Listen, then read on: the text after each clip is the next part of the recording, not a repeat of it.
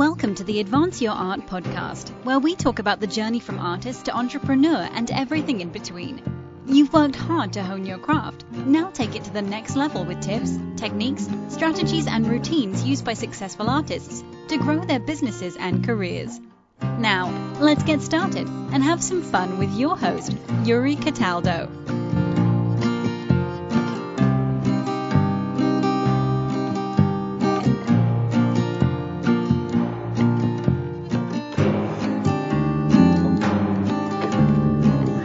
Bailey, welcome back to the show. How is it going in your neck of the woods today? Today is a little rough. The market closed about 15 minutes ago, and it closed 4% down. So that's with the Dow 1,000 points down. So that's uncomfortable. Never a fun thing, but we expect to see it. The market's been up and down pretty much every day for the last, I don't even know how long. So it stings than it would have, a year ago when that was not the norm. But other than that, I'm good. Yeah. Well, that's good. That's good. It seems to be kind of so lately these days, I've been asking people not how they're doing, but just how are things in their neck of the woods, because it seems to be a nice, an easier way to ask that question, because I've realized that when I started asking people, like, how are you, that just sometimes has led down a very deep and depressing conversation. So that's good. So before we jump into this, for listeners who are interested, I did interview Bailey when I first started the show, so we're going to bypass a lot of the early stuff. So if you look at episode 7 of the podcast, which will be on the website or even on iTunes, that's where you can get all of the details of Bailey's story of how she went from Emerson, which is actually why this conversation really started, to what she's doing now with financial advising. And in full disclosure, Bailey is my financial advisor. So I usually email her anyway when bizarre things start happening. And so this time around was no exception to that. So Bailey, what I would like to get into is, so again, kind of what you just started chatting with about the markets.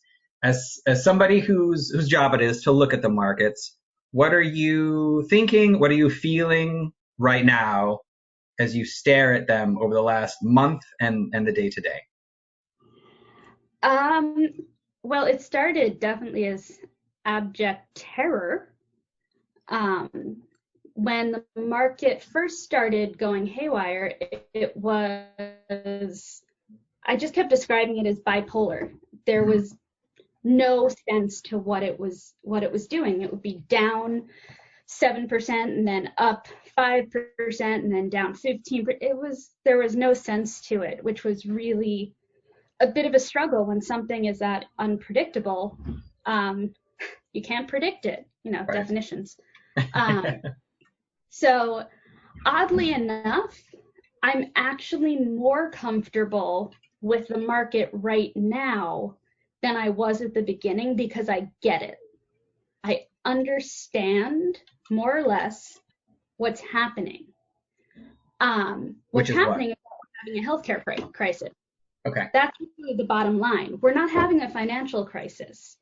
And that, if people take nothing away from this, but that's the biggest thing. This is not a financial crisis yet. It is a healthcare crisis. Okay. And even if it becomes a financial crisis, it's a symptom of the healthcare crisis, not the cause. So when we're looking at the markets and how nuts they are, if it's a financial crisis, then we would be looking at really prolonged downturns in the market. There are these, it's my favorite thing to talk about right now. There are 3 different downturn market curves. So there's the L curve, which my brother pointed out is no curve at all. Yes, this is a fun dinner conversation. Yep. Where basically that's the Great Depression is the best way to look at that, where the market takes a steep dive and stays there for a really long time. And it takes something huge like a world war to pop it out of a depression. So this isn't that. There are no runs on the banks. There's actually been a lot of liquidity put in there. It's the markets that are kind of going crazy. So the next thing is a U curve. So that's where the market goes down, stays at that bottom for a while, and then slowly recovers over time. So that's 2008. It was a financial crisis. We saw everything go down. It stayed there for a while because we had to fix what was going on. And then it took a while to come back because there were very specific markets that actually needed value to go back into them. I'm making these hand gestures like you can see me. They're very good hand gestures, I'm imagining. I do it all the time. What we have right now, people are saying, is an event-based downturn. So it's more like a 9/11, something completely unforeseen that causes the market to go down. But at least in the short term, the economy, the market hasn't actually lost value. It's just lost perceived value. So once the healthcare crisis is cleared up, the financial markets should follow very closely. So that's what I mean when I say it's not a financial crisis necessarily, it's a healthcare crisis. Okay. Now, there is a new level to that because the added piece is we have to fix the healthcare crisis. Because if that goes on too long, then we do get into a financial crisis because of unemployment would be the top reason. And not just because people aren't working. If we're talking about the market, which was your initial question, regardless of what I'm talking about, we're talking about the stock market. The longer people are unemployed, the more likely it is they're going to start pulling money out of their investments. As they pull money out of their investments, the actual values of the stocks in the market go down. And then that becomes more of a financial crisis, which pushes more into a U curve. And so looking at it, that's really my biggest concern is how the healthcare piece is managed so that people can get back to earning in some way. Because that's going to signal the recovery. And people are saying they think it's going to be a really quick in terms of like market speech. So like quicker than 2008, where it took like a decade to recover. Yeah.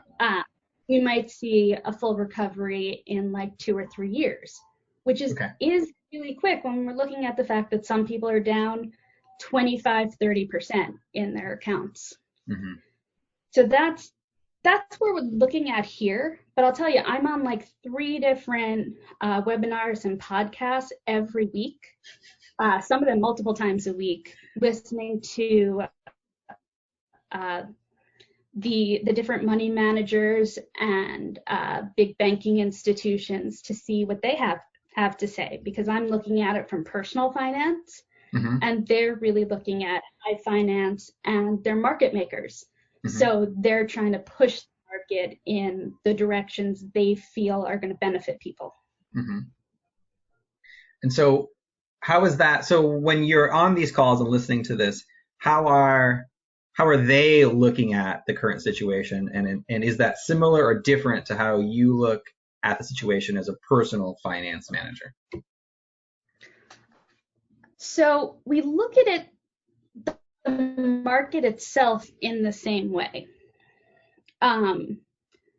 What then I take from it, and that's the added part that they put put into a lot of their calls when I listen to the money managers Mm-hmm. is how they're rebalancing portfolios.